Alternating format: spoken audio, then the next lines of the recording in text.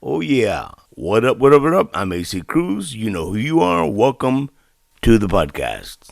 Today's guest is Cary Zayas. Cary Zayas is a longtime colleague. Well, she did news on TV. I did radio.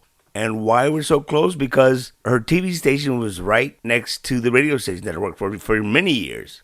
You walk out the back door of the radio station, and within 50 feet, I guess, you're in their parking lot. So anyway, and that is Cary Zayas. And we had lots of fun. Like the one time that I skipped the curb of their parking lot to be into our parking lot, and the security guard wasn't having any of it. He was kind of pissed. I shall tell you that story at a later date. In all seriousness, we did cover some of the stories that made local news in the RGV that made it nationwide, and that was pretty interesting. Cary is a humble person. She really didn't want to do this interview, but I said, what the hell? You got all kinds of fans, viewers, if you will, when you used to be on TV. So we got to have you. People would love to find out what's up with you. And as a matter of fact, you hear me tell her in the episode about that following. One particular stalker, to be exact. We know him as Stevie D. She knows him as a restraining order waiting to happen. Let's jump into this.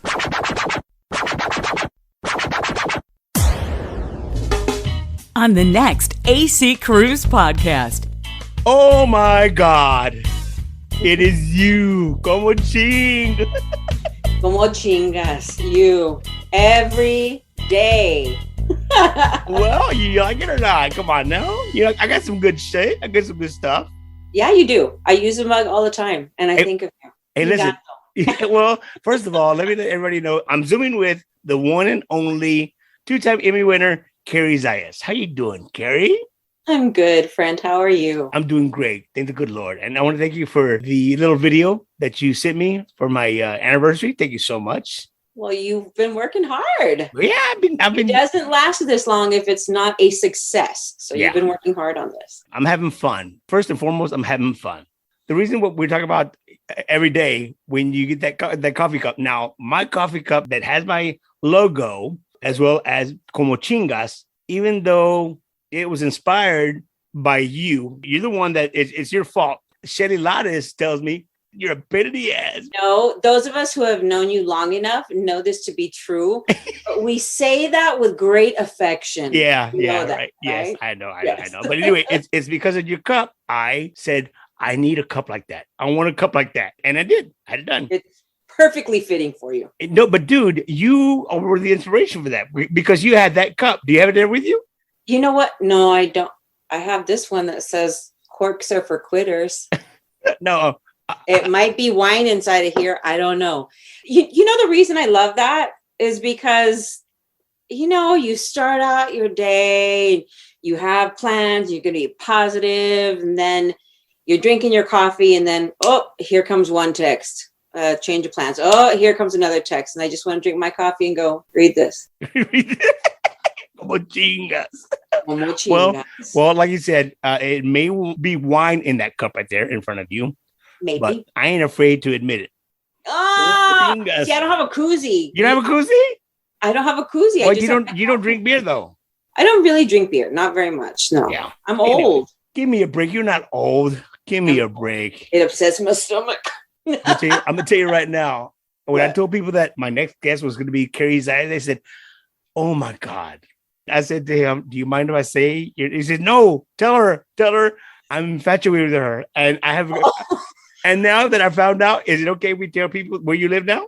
I live in New Braunfels. I took a job here. My good friend Stevie D lives in Austin. He says, "Comas ganas, I want to be a stalker."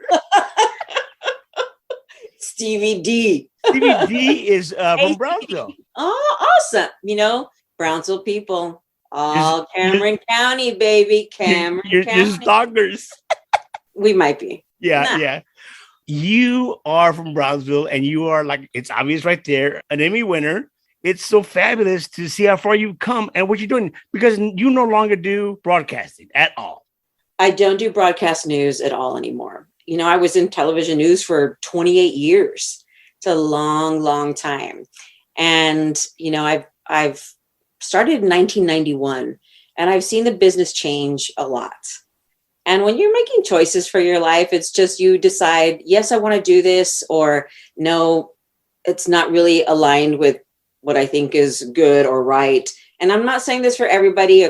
This is not a blanket statement. This is just me personally saying, it just wasn't the same for me anymore. News gathering, our newscast, things like that, it just wasn't the same anymore. So I decided, all right, time for a change.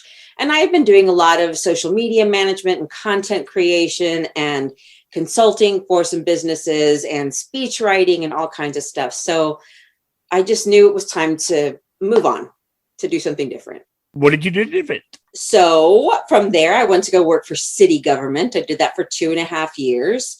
And I learned a lot about city operations. It's when you say the mayor and council members, that kind of thing, it's you think, oh yeah, well, they represent the city. No, those are very powerful positions. Those are decision-making positions. And when we go to vote, we need to remember those things, because we're putting people into place that have a whole lot of power to make decisions about how taxes are used. Yeah. So that was one important thing. And then the thing is, I always knew also I have 2 daughters, right? They're kind of beautiful. Duh, they're gorgeous. They kind of are. I have 2 daughters. And so I had one who is already at Texas State. She's a junior this year. Awesome. And I have one who's a freshman at Texas State.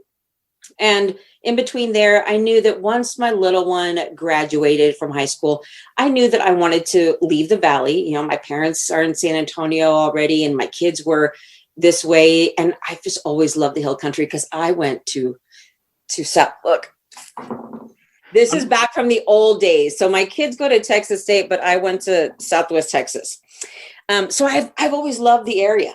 Yeah. And this job kind of came up, and it wasn't expected here in New Braunfels. Yeah. And I interviewed and I got hired, and in 10 days I had to, give my 2 weeks notice, sell my house, find a place to live, and then get moved in here in New Braunfels. But we did it. Wait, now when you took this job, you still had ties to the Valley?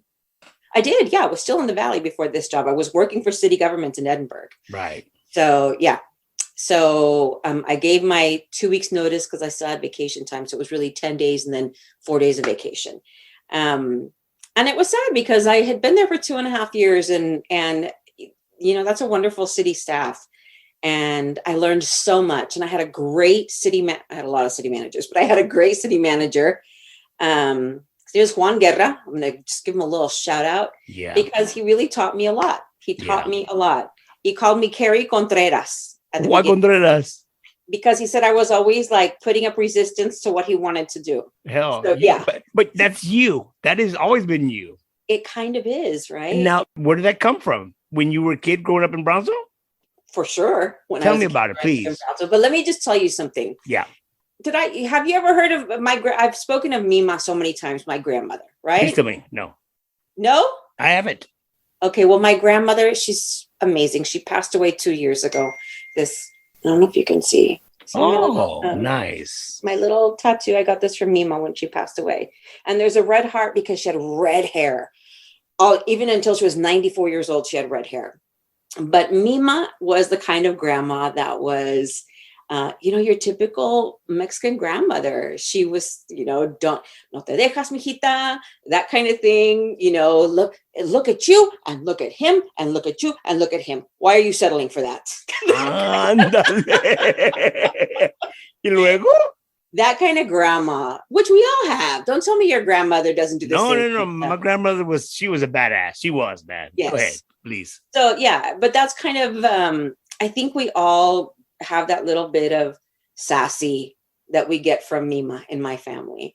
She would always say, I tell it like it is. I tell it like it is. And she would. And that's just kind of, I think, so I grew up. Do you get it from your Mima as well as your father or mom? No, my dad was actually super, super shy and quiet. And my dad only spoke Spanish. Mhm. He understood English, everything, Yeah. but he didn't feel very comfortable speaking English, right? So he was always kind of more reserved about things. And my mom she's just like the prim and proper, perfect mom. Like there's nothing my mom didn't do right. She did everything right. And when I would tell her things, because she did say this to us, she wanted an open relationship. You can tell me anything. You can talk to me about anything, anytime. And so when I would tell her things, yeah, exactly. When I would tell her things sometimes, she would say, I could have gone my whole life without knowing. You said be open with Yeah, me. right. You wanted to know. I'm going to tell you. I'm being open. I'm the same way with my daughter. You know, you can always tell me anything. And when she's always like, ay, mija, hijo. Except that. Don't say that. I know. Anyway, a while back, I called her. I said, what are you doing, meow? She says, I'm outside smoking. I said, what are you smoking? No, you're not smoking.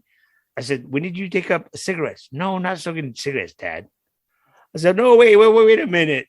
You freaking stoner, you pothead. She says, no, Dad, I am a cannabis connoisseur. I was connoisseur. Yes. You know what? It sounds good, doesn't it? And then I told her, I said, where are my grandchildren and your husband? They're inside. What do you think I'm outside smoking? Well, let me tell you. So the apple doesn't fall far from the tree, obviously, because my kids. Well, no, I'm not saying because you're a cannabis connoisseur. No, I'm not. I don't like weed. Never have. No. But your daughter might have a beer in her hand right now. I hope not. She doesn't. We're not judging. We don't judge, man. I'm gonna tell you about me. When it comes to vices, the only vice that I have are beer, and women. But that's another whole story. Anyway, I remember. You like wine? Days. What's it now? I said I remember those days, friend. Oh yeah. Well, let me tell you. So my little apples. My daughter was at spring break. It was her senior year, and she's with a bunch of friends, and of course they had been drinking. And like at 2:30 in the morning, she decides to call me from her party, and she wants to FaceTime, right? So of course I always leave my ringer on so it can ring for either one of them.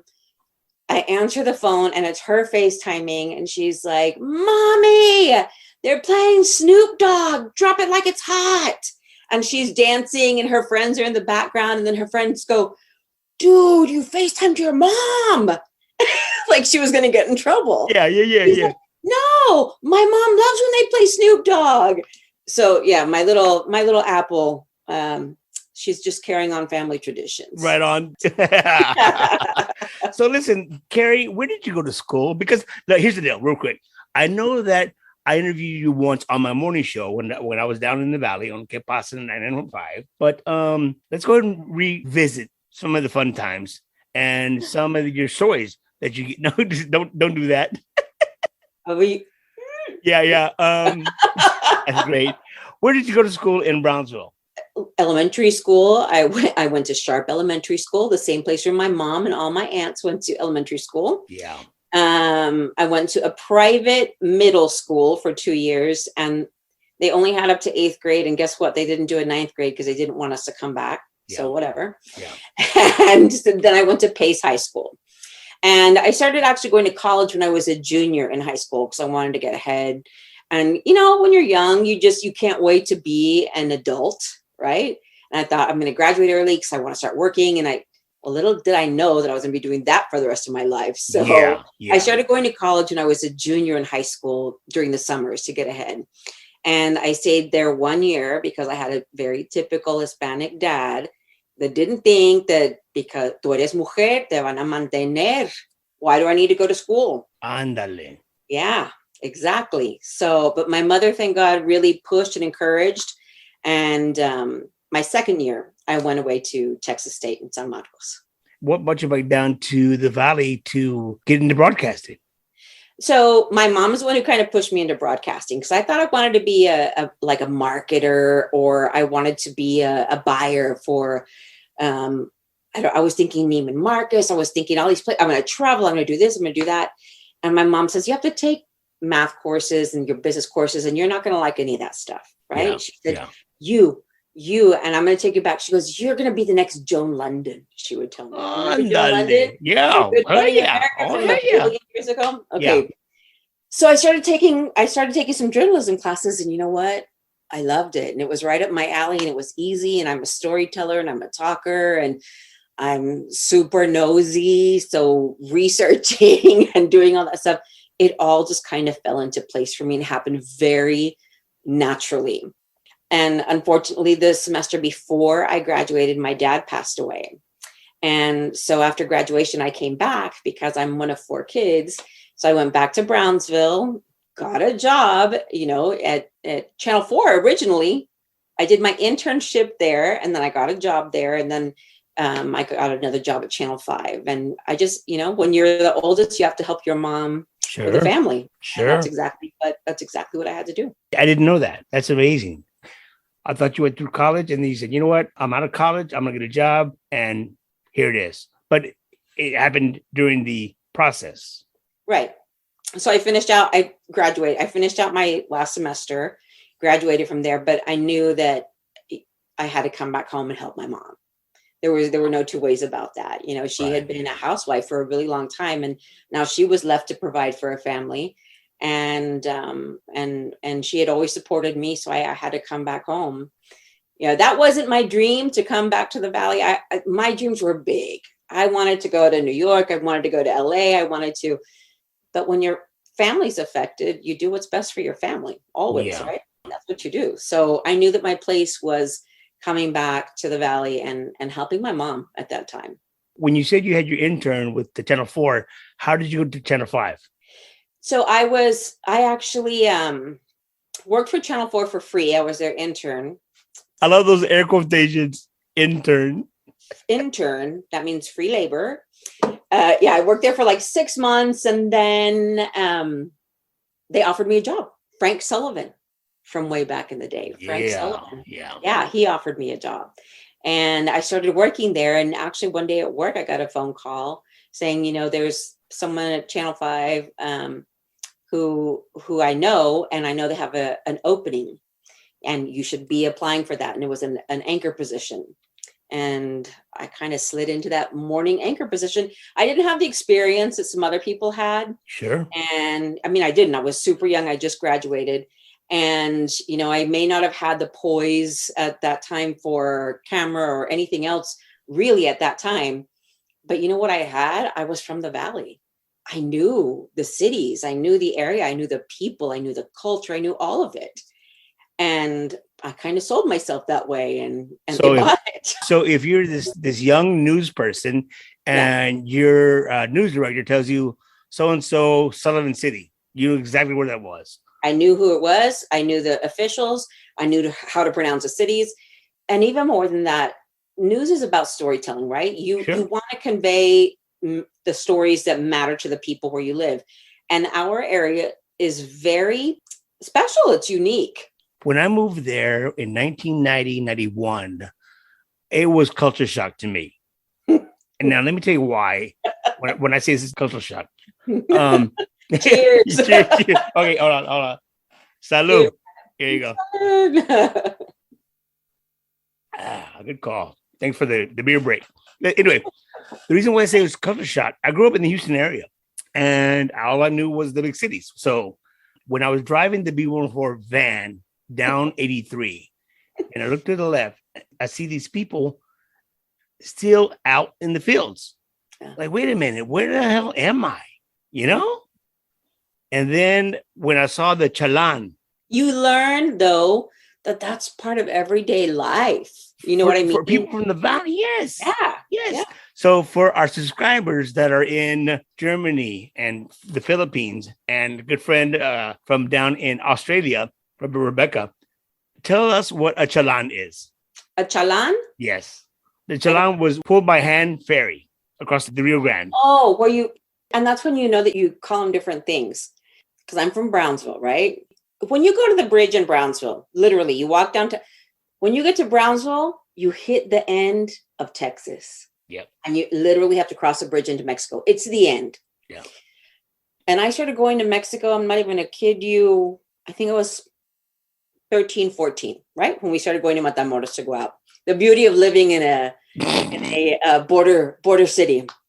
But you could walk across the bridge. And when you were doing that, you would see the people pulling, the coyotes pulling the little rafts, getting people to the other side. Yes. And it happened every single day.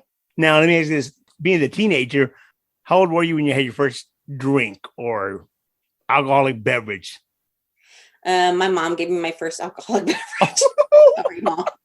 But it was champagne on New Year's Eve. Okay. That's not bad. Well, nothing bad. I do remember in Matamoros, Blanca Whites. Okay. I even lived in Matamoros when I was in third grade, fourth grade. I lived in Matamoros, and our house was directly across from Blanca Whites. Get out. It was the place. But at that time, Blanca Whites was still like, it was an ice cream place, and there was a restaurant there. And it wasn't Blanca's yet. But our house was directly across from that corner where Blanca's is. I did some damage in Matamoros for a while. Yeah, well, it makes you a strong person. Sure does. Making you strong to hold your liquor ting out. The first time I took my brother with me there, and my mom kept saying, I don't want you to go, and it's dangerous. And I was like, nothing ever happens. Like, I had a guy that I'd park my car in the same place every weekend, and he would take care of it for me. And, you had your routine in Matamoros, right? Yeah. And so I took my brother. My brother was only 13. I was already older then. And his first time going over there. And I told my mom, nothing ever happens. And we're literally walking from Blanca White's to Sergeant Pepper's. Remember where that was? We're walking across the street, and my little brother's with me. And then a guy runs in front, and here comes another guy shooting at him. I see. Sorry, Mikey. Really, this never happened. Yeah. I hope you don't mind, but when you mentioned that nothing ever happens in Matamoros or Brownsville, it was unfortunate. The whole Kilroy episode, it was terrible. Because let me tell you how it was scary to so many of, I think, the people who lived in that area grew up there. Because would you mind setting it up for me with the Mark Kilroy incident? So, how many of us have been there for spring break, right? He was a spring breaker. He had gone to South Padre, but because Mexico had the younger age for drinking, or no age technically for drinking, he went with friends, and he didn't come back. I feel like everyone has heard the Mark Kilroy story, but he didn't come back. It turned out that he was kidnapped, and he was tortured and killed by a satanic cult. Yes. And he was walking the streets that we walked every day, and he was doing the things that we did every day. And it was really scary and heartbreaking. But you weren't in the news at the time. No, I was still in college. What about Joey Fisher? I was already working news. Was that hard? It was hard because I knew the family. Yeah. Oh, wow. It was hard. But it's, again, one of those things that news makes you very thick-skinned. You know what I mean? Sure. You can't show your emotion. You just have to do your job. And it was one of those things where I had a job to do, and I kind of had to take myself away from it emotionally just to report the facts, so that I'm not giving my opinion or my feelings about anything, because that didn't matter. I needed to just report facts. So it was tough. I mean, it was tough doing a lot of stories because there were people that I knew, Yeah. When you're born and raised there and you grow up there, and you're sometime you're going to have a story about someone that you know. Yeah. And it happened quite a bit. Regards to South Padre Island, you told me when I was at Que Pasa, and it was on the morning show, you said, AC, you got to go to Beagles, South Padre Island. It's this new Mexican restaurant. It is awesome. Because they had Beagles in Matamoros too. I didn't know that, but you told about the new one, so I did. And then, oh my goodness, I hate to say this, but maybe a month later, one of the owners was in the Queen Isabella Causeway collapsing, and he was one of the ones that went over. Yeah, that was also very sad.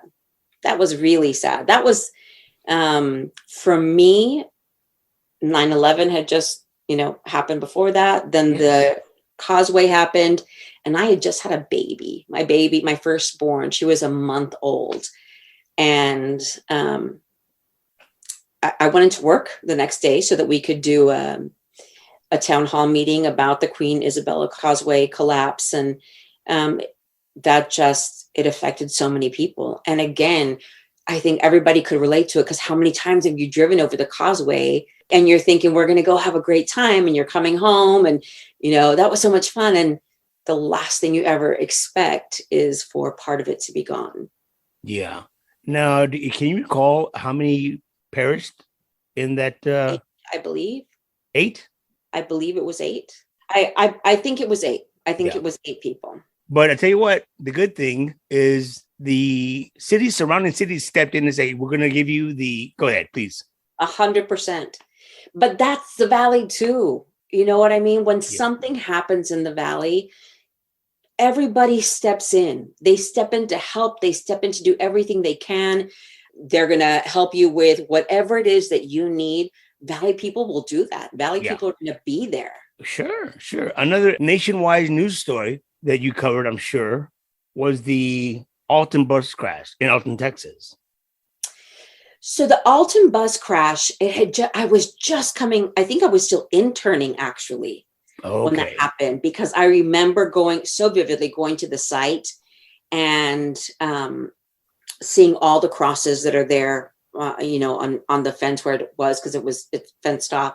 I think it still is fenced off. I'm not sure what they've done. It is. But, and we talked to one of the survivors, and just to recall, and being in the place where it happened, to recall everything that they went through was surreal.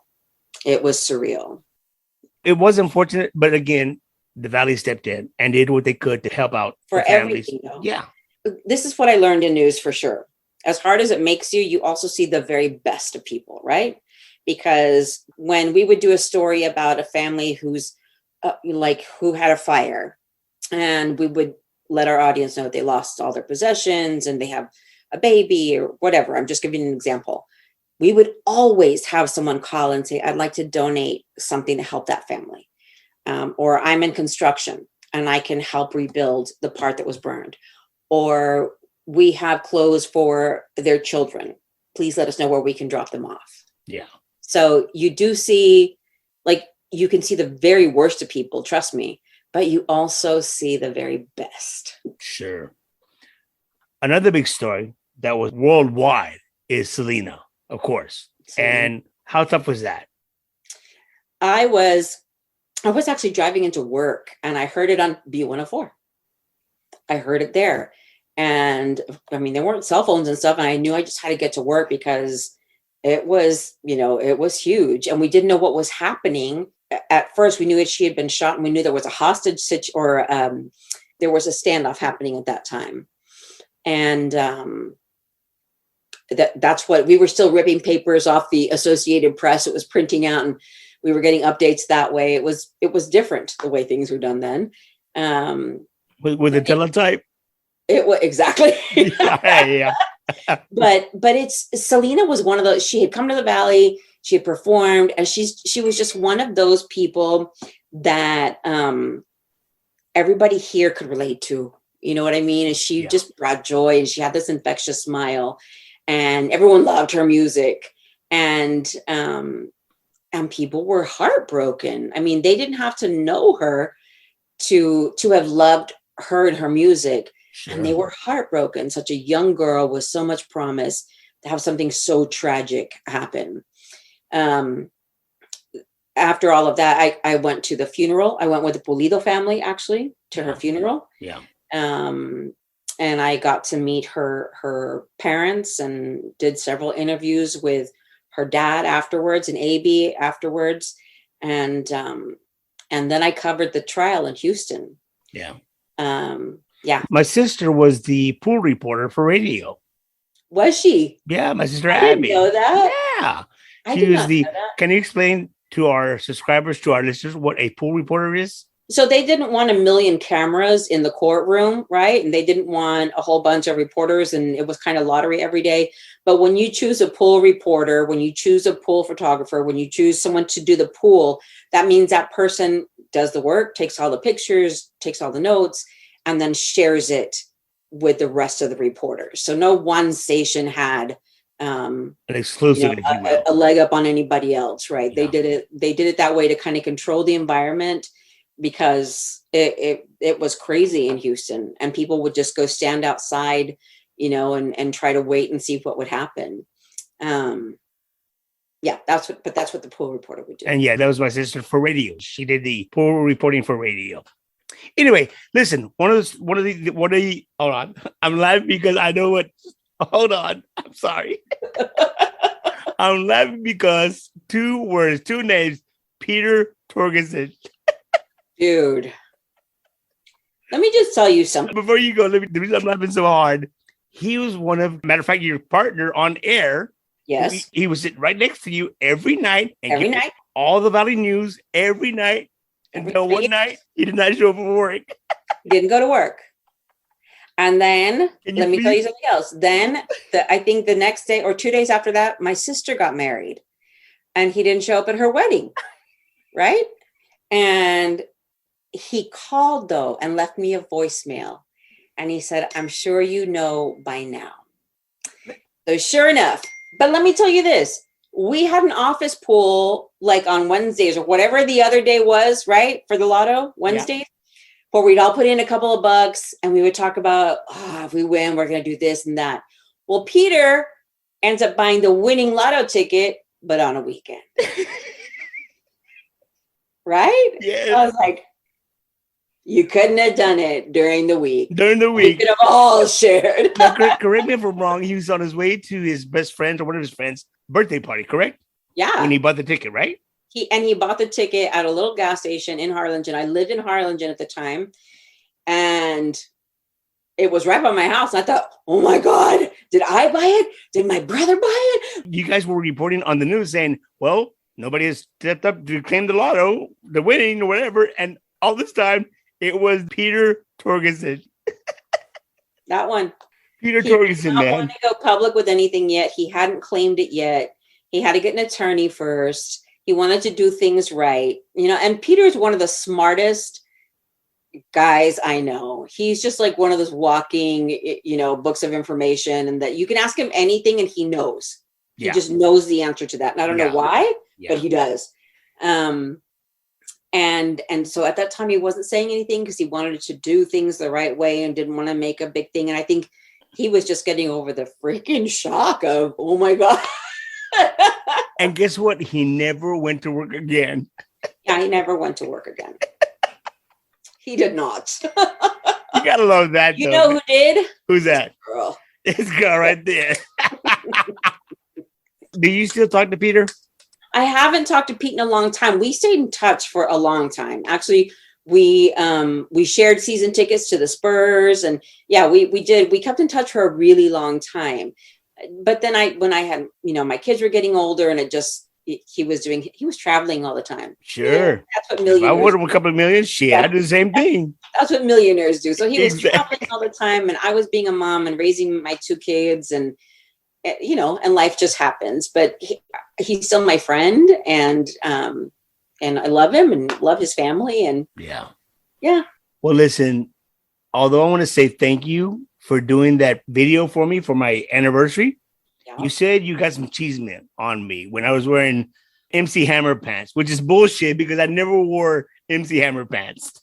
Yes, you did. No, stop. Okay, what do you call them? Balloon pants? I don't know, but listen, I got to tell you, once I aired your little video that you did for me for our anniversary, so many people would message me, whatever happened to Cary? Where's Cary? Cary? I'm here. Yeah, which is no problem. You still got your Emmys. I love that. I did. I was one of this shows that I'm like old school reporting, right? This is a big thing, but I always felt like you should not do work to be recognized for it. You should not submit your work to be judged so you can win a prize. That was really my mentality. It was you just work. You just do your work and you do a good job. And then when I went, I got a divorce. I have 2 kids, so I had to go back to work. And I had a real young, energetic, amazing producer. And she says, it was just like, I can't believe that I get to work with you. And she said, you're going to win me an Emmy. She told you that? And I said, yeah, I don't submit my work for judging. And she said, we're going to. And so she talked me into it. And more than anything, I wanted to win for her because she was amazing. And she still is amazing. Heather Arevalo Flores. She's amazing. But we submitted and we won. And it was super exciting. And it's nice, I guess, to be recognized that way and to say, hey, if I hadn't have given it another shot and just done it, in a time where I was going through a bad time, you know what I mean? Divorce is hard. Tell me something I don't know. Yeah. But I decided, I had 2 girls and they could see, 1 of 2 things with their mom. They could see a mom who just crumbled up and cried and couldn't do it. Or they could see a mom who stood right back up, went to work and kept moving forward. And I thought, I want my girls to see that one. I want them to see shit happens. Exactly. Shit happens. And my kids have to know that shit happens and it doesn't stop your life. You just have to keep going. And so I didn't want to be that, that woman who crumbles. Yeah. You kept going and obviously paid off. Yeah. So, well, I already said a bad word. So can I show? By all means, I'll give a shit. So I have 2 Emmys. I won 2, and then I've never submitted again because I have 1 for each of my kids, right? Okay. But so this is my home office, and Yes. I still do consulting work. I have a handful of, because I have a full-time job, I have a handful of social media clients, but I wanted to make sure I had an office. And so that's me when I was little. Awesome. And then that's my reminder. It says, you did not wake up today to be a weak ass bitch. Sorry, Mom. But that's my reminder. You didn't wake up today to be a weak ass bitch. You keep working, girl. Oh, yeah. Yeah. I do have another question before I let you go. Ask Your me. dog. Can I see your dog? Oh my God. Did you see my dog right now? Yes. Look. Blair, come say hi. Look, so come say hi. Blair? Yes, her name is Blair. Say hi, Mama. Look at her. She's beautiful, though. Gorgeous. Hi, my baby. I love her to pieces. Yeah, that's my dog.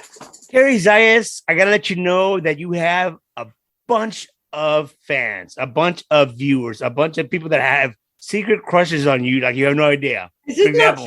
And when you asked me to do this, what did I mean? I was you said, I'm nobody famous. I don't have Grammys. I don't have. like, why? Why do you want to interview me? I said, because you are a TV personality, or used to be for quite a while, and you had effect on several of us. Well, that makes me happy. That means I did a good job. But yeah, you did your job, because I'm going to tell you right now, when people tell me you did this on the radio and you did this on the radio and you and Max would make me laugh on the morning. Yeah, you all would make me laugh so much. It's true. Y'all would. Yeah. And I say, well, shit, all I was doing was just having fun and getting paid big bucks for it. And I'm glad it made your day better, but I'm happy. I'm glad I did my job. Like you say, I did my job. Yeah, I did my job. Yeah. Thank you so much. And I told my kids tonight, I said, because they were going to come over tonight so we could finish decorating a tree, which we've been postponing. But it turns out, look, Blair is back. Sorry. We've been postponing that. They're going to come tomorrow. I told my kids, I have to do a podcast tonight. And they're like, because you're famous. Yes. Yes. Famous where? Look out for Stevie D, who's going to stalk you. He's with Freddie Records. When I needed somebody to fill in, he filled in for me that day. So anyway, Stevie D is a big fan of yours, just so you know. Thank you so much. That's so nice. So nice. Be careful with him because he's in Austin. You're in New Braunfels, so I don't know. We're close by. Yeah. Actually, I should find people that are in the different places, because now I have kids that are like, they're out all the time. So it's like, hey, my kid is, in Austin. Can you just keep an eye? There you go. Hey, my kid's in San Antonio. Do you mind if we talk about your house real quick before you go? Oh, yeah. Tell me about the new house you're building. My new house. I call this the house that Cary built, because I built it from the ground up, and I built it alone, and I built it with money that I've earned and worked my ass off for. And it's special to me at this point in my life. I mean, I'm 53. You don't think, I'm going to be changing careers and doing something different at 53. But I did. And it's 3 bedrooms and then my office, and it has a nice big, it's not a big house by any means, but it has a nice big living area that's all open. It has a gorgeous backyard. I haven't even done landscaping, but the sun sets in my backyard. I mean, it is a blessing that I get to see that every night. And I love it. I'm really happy. I'm really happy here. Close to my kids. Like I said, both my kids are in San Marcos and my parents are in San Antonio. And I just feel like this is exactly the path that I was supposed to be on. And so for all you single guys, don't even think about it. Cary is not taking applications right now, okay? Just FYI. You're terrible.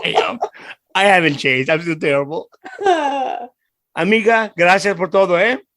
Ay, no, gracias a ti. Thank you so much for inviting me. Honestly, I would love to share a story about what I've done, and if I can inspire another young girl who wants to be a journalist, great. But it's just part of what I did. It's just at work. And it was a beautiful career in news for a long time.